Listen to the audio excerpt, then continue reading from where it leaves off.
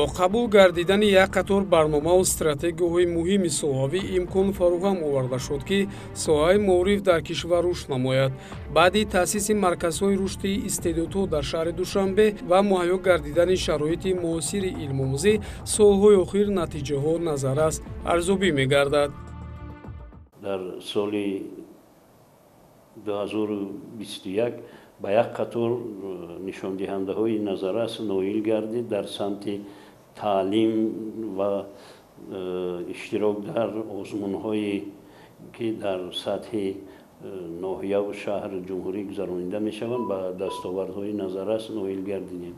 агар мо олимпиадаҳоиро бигирем, дар ноҳия дар соли 2021 48 нафар хонандагон ғолиб омаданд, дар шаҳр 21 нафар ва 14 нафар дар ҷумҳурӣ соҳиби сазовори ҷойҳои якум, дуюм ва сеюм гардиданд, ки ин боиси ифтихор аст, ки муассисаи таҳсилоти миёнаи умумии рақами 8 дар ҷумҳурӣ сазовори ҷойи аввал аз гирифтани ҷойҳои ифтихорӣ гардид, ки ин муваффақияти хеле калон аст ва мо бо ифтихорномаи маркази рушди истеъдодҳои ҷумҳуриявӣ муассиса сарфароз гардонида шуд.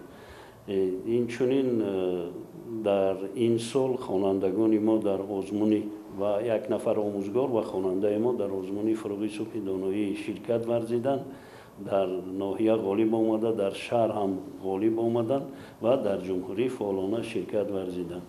дар ин солам хонандагони мо дар озмуни гирандагони стипендияи президентӣ соли гузашта ширкат варзида, як нафар гирандаи стипендияи президентӣ, 5 нафар гирандагони стипендияи раиси шаҳри Душанбе ва 5 нафари дигар гирандагони стипендияи раиси ноҳияи Исмоили Сомонӣ гардиданд.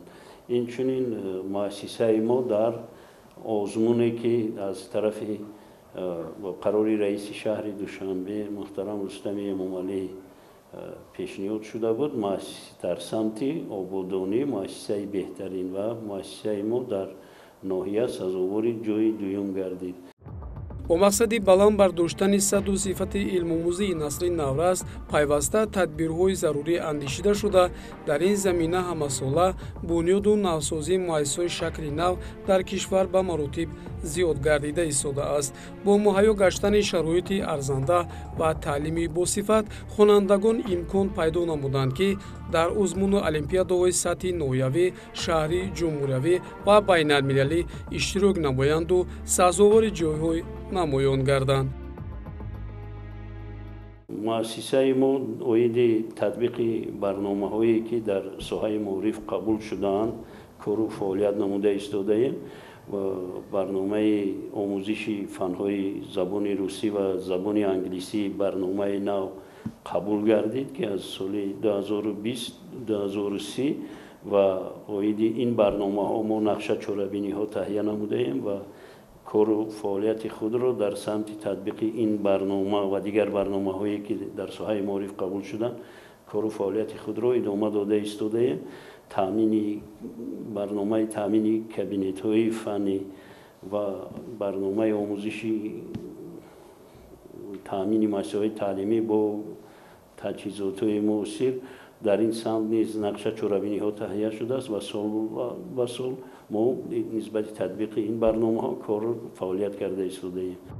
бо ба даст овардани 8 медали навбатии хонандагони тоҷик аз олимпиадаи байналмилалӣ боиси шодмонии маорифчони пойтахт гардид. рӯзҳои 6-11 декабри соли 2021 дар шаҳри Бокуи ҷумҳурии Озарбойҷон олимпиадаи байналмилалии озмоишгоҳи таълимии истеъдод 2021 аз фанҳои математика, физика ва химия байни хонандагони синфҳои 9-10 баргузор гардид, ки ҷумҳурии Тоҷикистонро 3 нафар хонандагони муассисаҳои таълимии кишвар муаррифӣ намуданд. дар олимпиадаи байналмилалии озмоишгоҳии таълимии истеъдод 2021 хонандагон аз давлатҳои иттиҳоди давлатҳои мустақил ва Балтика ширкат намуда, хонандагони муассисаҳои таълимии шаҳри Душанбе сазовори ҷойи сеюм гардида бо медали биринҷӣ сарфароз гардонида шуданд. در المپیادهای با نفوذ دنیا که در شکل آنلاین یعنی در شکل فاصلوی برگزار گردیدند خوانندگان ما اشتراک نمودند و در آنجا از 5 المپیاد با نفوذی که همه ساله همچون یک المپیاد جهانی از آنها نام میبرد اشتراک نمودند و صاحب 4 مدال گشتند. 2 مدال از جای مدال نقره و مدال برنج از فن خیمیا، یک مدال از فن فیزیکا و یک مدال از فن بیولوژیا که واقعا در سمت رشد و نموی ساحه معارف کشور این یک نشان داد، یک موفقیت خیلی بی‌نظیر است و فکر میکنم که امروز خواننده تاجیک اثبات کرده است که میتواند در المپیادهای جهانی در قطار خوانندگان مملکت‌های مترقی سبقت کند، اشتراک کند و گذشته از این صاحب مدال شود. این واقعا برای تاجیکستان، برای کشور ما خیلی یک دستاورد بزرگ است. бояд гуфт ки рӯзҳои 11-12 декабр дар шаҳри алматои ҷумҳурии қазоқистон олимпиадаи даставии барномасозии авроосиё байни хонандагони синфҳои 10-11 баргузор гардид ки аз ҷумҳурии тоҷикистон 2 даста иборат аз 6 хонанда ва як роҳбари даста иштирок намуда сазовори 6 ҷои ифтихорӣ, 3 медали биринҷӣ ва 3 медали нуқра гардиданд. аз ҷумла имомов дилшод, афроимов бенамин, гулов бежан соҳиби медали биринҷӣ ва аминов шаҳром, раҳимов ворис, маҳмудов бобохон сазовори медали нуқра гардиданд. 47 нафар хонандаи мо дар олимпиадаҳои ҷумҳуриявӣ иштирок карда соҳиби медал гардиданд ки аз ино 9 медали тилло аст ва воқеан ҳам як нишондоди хеле хуб аст. ва дар дигар олимпиадаҳои фосилавӣ хонандагон иштирок карданд, муваффақиятҳо ба даст оварданд ва парчами ҷумҳурии тоҷикистон дар байни дигар халқу миллатҳо баланд бардоштанд. тавассути таҳким бахшидан ба ҳаракати олимпӣ мо метавонем ки савияи дониши хонандагонро тариқи сабқат баланд бардорем ва инчунин тариқи иштирок дар олимпиадаҳои ҷаҳонӣ, байналмилалӣ, минтақавӣ мо метавонем ки кишвари худро, ватани азизи худамонро бо баланд бардоштани парчам ва садо додани суруди миллӣ муаррифӣ кунем. ҳамзамон рӯзҳои 12-21 декабри соли 2021 дар шаҳри Дубай, Амороти Муттаҳидаи Араб 18-умин Олимпиадаи байналмилалии илмӣ барои наврасон аз фанҳои физика, химия ва биология тариқи фосилавӣ байни хонандагони синфҳои 5-9 баргузор гардид ки ҷумҳурии Тоҷикистонро 6 хонанда муаррифӣ намуданд. Дар олимпиадаи мазкур 74 давлат, ҷумҳуриҳои Олмон, Фаронса, Аргентина, Иёлоти Муттаҳидаи Амрико, Британияи Кабир, Бразилия, Австралия, Федератсияи Россия, Ҳиндустон, Чин, Румыния, Қазоқистон, Тоҷикистон ва ғайра иштирок намуданд. Аз ҷумҳурии Тоҷикистон Ҳусейн Ғуломзода, хонандаи синфи нӯи литсей барои хонандагони болоиқат дар шаҳри Душанбе байни 400 нафар иштирокчӣ аз 74 давлати дунё ҷои сеюмро ба даст оварда бо медали биринҷӣ сарфароз гардонида шуд.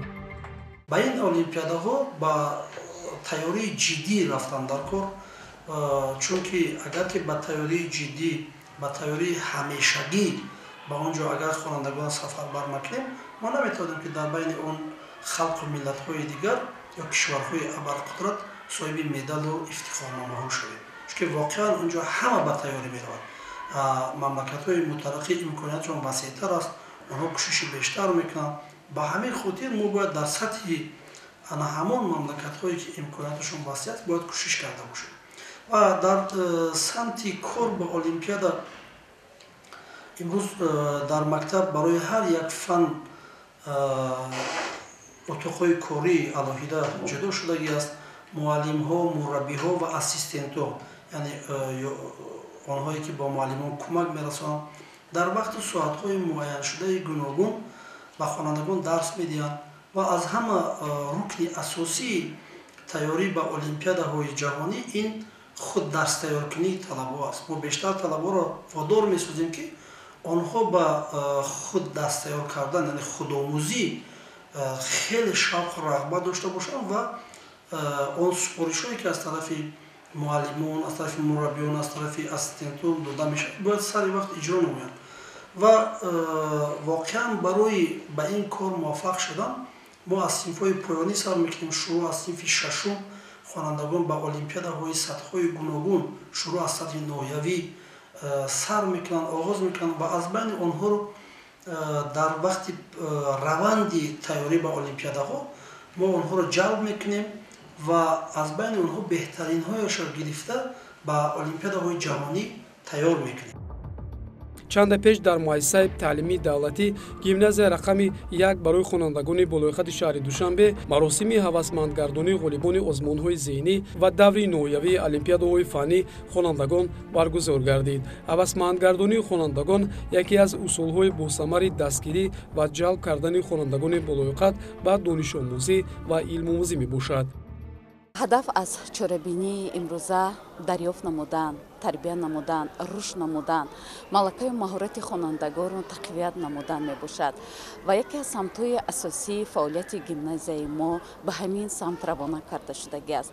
ногуфта намонад ки барои дарёфт кардани хонандагони болоиқат дар муассисаи мо самти илм, инноватсия ва ҳаракати олимпӣ фаъолият мекунад ва хонандагони болоиқат ба ин самт равона карда шудагӣ ҳастанд. то ҳоло 613 нафар хонандагони мо ҳамчун захираи олимпӣ фаъолият мекунанд ва дар даври олимпиадаи ноҳиявӣ 55 нафар хонандагони мо сазовори ҷойҳои намоён гардиданд. дар даври дуюми олимпиадаи фаннии хонандагони муассисаҳои таълимии ноҳияи Сино фаъолона ширкат варзида соҳиби 57 ҷойи ифтихорӣ, 22 ҷойи аввал, 18 ҷойи дуюм ва 17 ҷойи сеюм гардиданд. хонандагоне ки ҷойи аввалро ишғол намуданд бо ифтихорнома ва 300 сомонӣ, ҷойи дуюм ифтихорнома ва 200 сомонӣ ва хонандагоне ки ҷойи сеюмро ишғол намуданд бо ифтихорнома ва 100 сомонӣ маблағи пулӣ қадрдонӣ карда шуданд. хонандагони муассисаҳои таълимии пойтахт дар ҳафтаи илм, технология, инноватсия ва ихтироъкории наврасону ҷавонони шаҳри Душанбе ки бо қарори раиси шаҳри Душанбе муҳтарам Рустами Эмомалӣ аз 9 ноябри соли 2021 эълон шуда буд, фаъолона ширкат варзида сазовори 20 ҷойи ифтихорӣ ва шоҳҷоиза, инчунин ифтихорнома ва тӯҳфаҳои хотиравӣ гардиданд. инчунин 6 нафар хонандагоне ки дар олимпиадаҳои байналмилалӣ, озмунҳои ҷумҳуриявӣ, илм, фуруғи маърифат ва фуруғи субҳи донои китоб аст, фаъолона ширкат варзида то даври ҷумҳуриявӣ расида ғолиб омаданд, бо сипоснома ва тӯҳфаҳои хотиравӣ қадрдонӣ гардиданд. дар ҳафтаи илм, технология, инноватсия ва ихтироъкорони наврасу ҷавонони шаҳри Душанбе 42 лоиҳаи илмию амалӣ ва ихтироъкории хонандагони мо пешниҳод гардиданд ки аз он 20 нафарашон сазовори ҷойҳои намоён ва 6 нафарашон сазовори шоҳ-ҷоиза гардидагӣ ҳастанд ва мо тасмим мегирем ки баробари ин ҳама ғамхориҳое ки ҳукумати ҷумҳурии Тоҷикистон, вазорати маориф ва илми ҷумҳурии Тоҷикистон, сароясати маорифи шаҳри Душанбе имконият фароҳам овардагӣ ҳастанд, вазифаи мо маорифчиён хонандагонро дар роҳияи хештаншиносӣ, худогоҳӣ, арҷ гузоштан ба муқаддасоти миллӣ тарбия кардан мебошад. раддабандии натиҷаҳои ширкати хонандагони шаҳри Душанбе дар озмуну олимпиадаҳои сатҳи ҷумҳуриявӣ ва байналмилалӣ нишон медиҳад ки хонандагон дар ин давра дар тамоми озмунҳои сатҳи гуногун фаъолона иштирок намуданд. нишондиҳандаҳои оморӣ низ шаҳодати он аст ки иштироки хонандагони пойтахт дар озмуну олимпиадаҳои сатҳи гуногун ба маротиб зиёд шуда истодааст. ҳар як сол ба мисли боду ҳаво ҳам гармӣ дораду ҳам хунукӣ, чихеле ки ҳама медонанд. имсолам барои мо ҳам тарафҳои хубӣ дошту ҳам на он қадар. миқдори ҳайати дастаи олимпии мо калон шуд, зиёд шуд. миқдори хонандагоне ки ба олимпиадаҳо ва умуман ба фанҳои дақиқ шавқу рағбати хоса дошта зиёд шуд. ин ҳам шояд як сабаби он бошад ки дарк кардан ки фанҳои дақиқ барои замони муосир бисёр зарур аст ва ё шояд аз рӯи олимпиадаҳое ки дар солҳои охир пайдо шуданд. Ин фуруғи маърифат ва олимпиадаҳое ки дар сатҳи шаҳрӣ баргузор мегарданд. умуман хонандагони мо дар даври дуюми олимпиадаи ҷӯҳравӣ ки дар сатҳи ноҳия баргузор мегардад бисёр хуб баромад намуданд ва 40 нафар хонандагон ба даври шаҳрӣ роҳхат гирифтанд ва умед дорем ки ҳамаи онҳо дар даври шаҳрӣ сазовори ҷойҳои намоён мегарданд.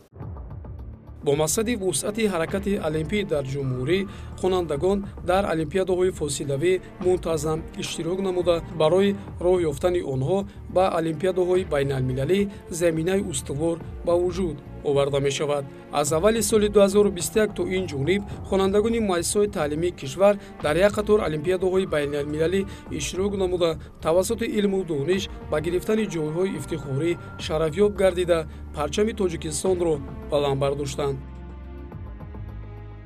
албатта хонандагоне ки дар синфи 5 таҳсил мекунанд онҳо дар муддати якчанд моҳ баъди даври ноҳиявӣ онҳо ба тайёрӣ ба олимпиадаи даври шаҳрӣ шуда истоданд ва баъзе аз онҳо дар даври мактаби аввал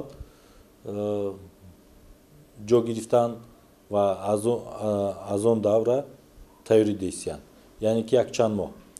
ба кӯдаконе ки соли гузашта дар олимпиадаҳои ҷумҳуриявӣ иштирок варзиданд ва ба ҷойҳои намоён сазовор гардиданд, онҳо соли дуюм аст ки тайёрӣ мебинанд. албатта чӣ хеле ки асосгузори сулҳу ваҳдат президенти кишвар муҳтарам